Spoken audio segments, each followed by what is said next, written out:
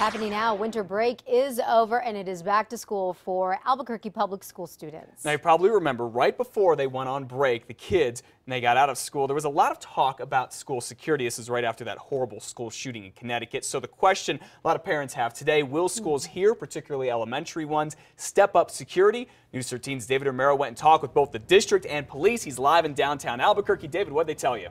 Well, Matt, as students return to class in just a couple of hours, things won't be too different, but district officials say that could change somewhere down the road. Now, as for now, APS says their safety plans for all schools will remain in place, and they do not have any immediate plans for stepping up officer presence on any of the campuses throughout town. Administrators say the safety plans are designed to address any possible incident that may occur, but a meeting that will take place with APS administrators and APD Chief Ray Schultz could change things. So what we want to do is review our security protocol with them to, again, make sure we're on the same page, make sure that if we should ever, in our worst nightmare, be in a situation where we had to deal with something as traumatic as this, that we know exactly what it is we need to do. In the days following the Newtown, Connecticut shooting, APS did place more officers at schools, but that was only to calm parents' fears at that time. Back to you. Thank you for the information this morning, David. Definitely on a lot of parents' minds this morning. And so you know, Albuquerque public school police officers have 180 of them in schools, and about 60 of them carry guns. Now, on a slightly different note, slow down out there this morning. You're going to see a lot of kids, buses, and school zones. Developing this morning, a big story here. Job cuts are coming to Hewlett-Packard in Rio Rancho. Matt has been tracking the developments. Not good news here, Matt.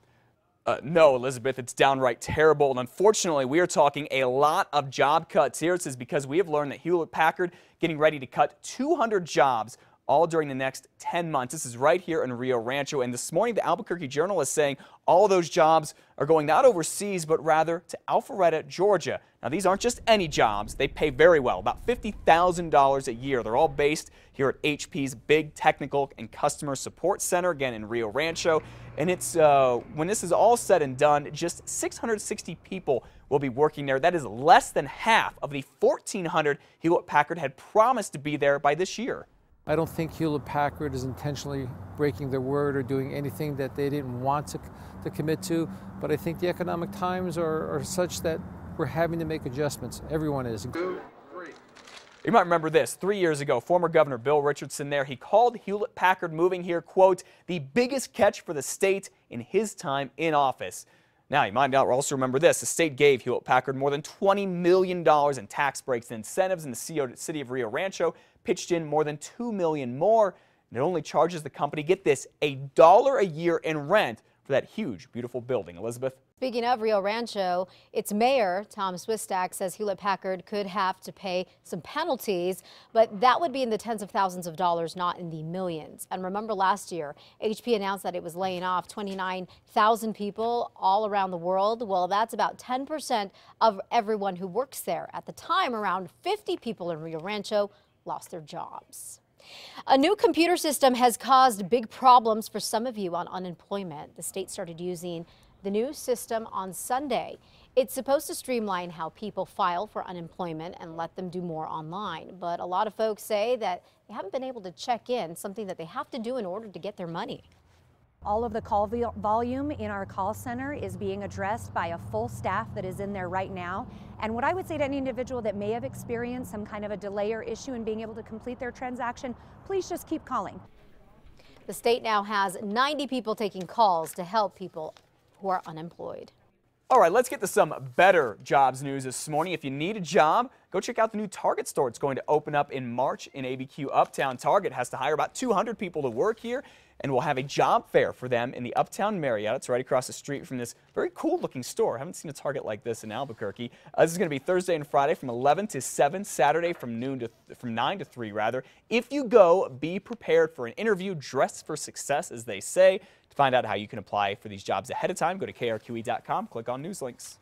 Gasoline is averaging $3.30 a gallon. That is up about a half penny since the first of the year. Not too bad. According to AAA, the average price for a gallon of regular gas in New Mexico is $3.01. In Albuquerque, drivers are paying a little less at $2.91. And in Santa Fe, it will cost you about $2.96 to fill up.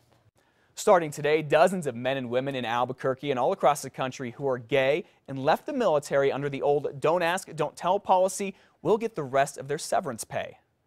What we're doing with this settlement is restoring justice to the brave men and women who were denied half their separation pay under don't ask, don't tell in the past 8 years. This is all after about 180 of them sued the federal government and won $2.4 million.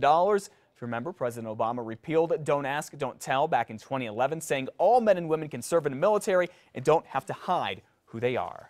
A big surprise, that's what police say one person got after stealing gold, silver, and diamonds from UNM recently. It was all ripped off right here from the university's Geology Museum. Happened during the winter break. Now, police think whoever did this used a rock, smash this glass cabinet, steal, again, gold, silver, and diamonds. The problem, this is all raw. It's not exactly the stuff you go buy in a jewelry store, and it's not worth nearly as much money as that. Plus, it's really hard to go and sell. People ask you a lot of questions about where did you get it. Police still trying to find out whoever stole it. I guess you could say that thief was no Pink Panther. No, right?